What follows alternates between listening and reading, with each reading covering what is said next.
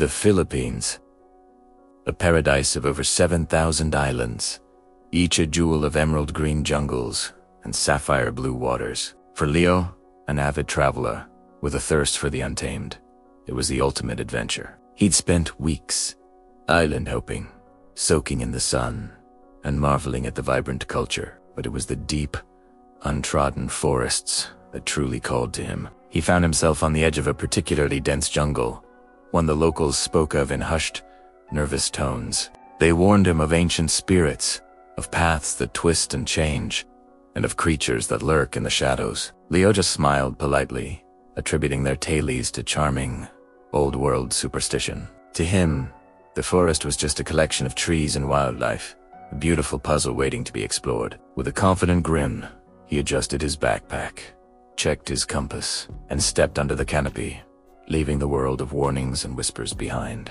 The air inside the forest was thick and humid, alive with the symphony of the unseen. The chirping of cicadas was a constant, pulsating rhythm, punctuated by the strange calls of exotic birds he couldn't name. Giant ferns unfurled like prehistoric sculptures, and vines as thick as his arms snaked around ancient trees, their bark scarred with age. Sunlight struggled to pierce the dense ceiling of leaves, dappling the forest floor in shifting patterns of light and shadow. Leo was in his element.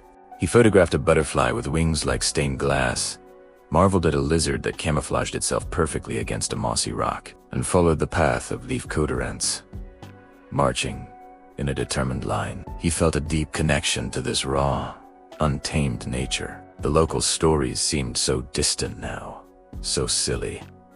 Haunted, this place was vibrant, overflowing with life, not death. He felt a surge of pride, a feeling of being one of the few to truly appreciate this wilderness without fear.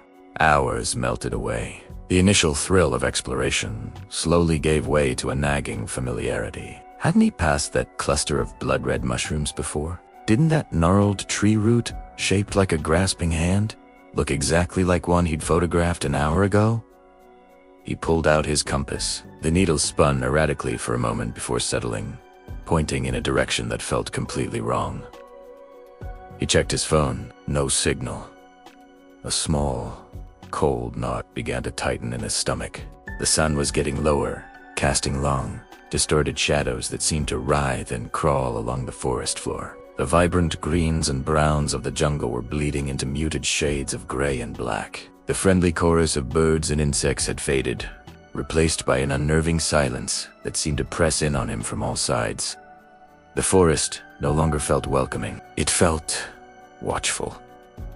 Every rustle of leaves sounded like a footstep, every snap of a twig like a bone breaking. The superstitions he had so easily dismissed now echoed in his mind, each warning a ghostly whisper on the wind. He was lost. Truly and utterly lost. And then he heard it. Faint at first, almost lost in the oppressive silence. A cry. It was unmistakable, a sound that bypasses the brain and goes straight to the heart. The sound of a baby crying. It was thin and desperate, a fragile thread of sound in the vast, darkening wilderness. Leo froze, his own fear momentarily forgotten. A baby out here. How could that be possible? His mind raced through scenarios. Maybe a family was camping nearby? Perhaps someone had an accident. A new kind of fear, one born of concern rather than self-preservation, took hold. He couldn't just leave a child out here. Shouting seemed like a bad idea. It might attract the wrong kind of attention, whatever that might be. He had to find it.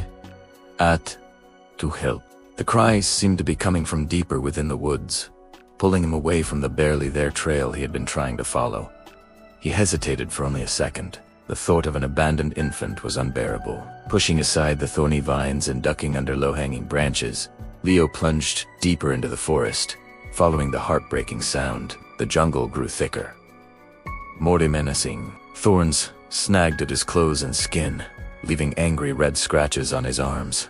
The air grew colder, and a strange, musky odor, like damp earth and something vaguely metallic, filled his nostrils. The baby's cries grew louder, more insistent, echoing through the trees with a chilling clarity. It felt as though the sound was coming from everywhere at once, disorienting him further. He pushed through a final wall of dense foliage and stumbled into a small, eerie clearing. In the center stood a colossal bolete tree, its gnarled roots spreading out like a nest of giant serpents. It was ancient and imposing, its branches blotting out what little remained of the evening sky. And there, at the base of the tree, lying on a carefully arranged bed of large, waxy leaves, was the source of the cries. A baby. It was wrapped in a simple cloth, its tiny fists clenched, its face red from crying. It looked so small, so vulnerable, in the vast, menacing wilderness. Relief washed over Leo, quickly followed by a flood of questions. Who would leave a baby here? Was it a trap? The local tales of spirits and tricksters flashed in his mind, but looking at the helpless infant, he pushed them away. This was a child in need. It took a slow, cautious step forward. "Hey there," he whispered, his voice soft, trying not to startle it. "It's okay. I'm here to help."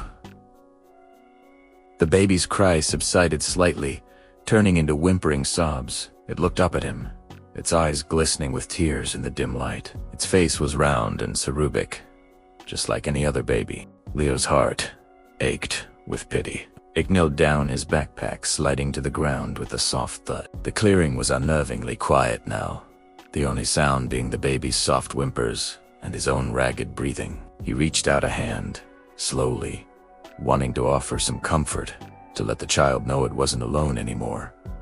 He was going to get it out of here, back to safety. His fingers were just inches from the baby's cheek. He could feel the warmth radiating from its skin. And then, it happened. The whimpering stopped.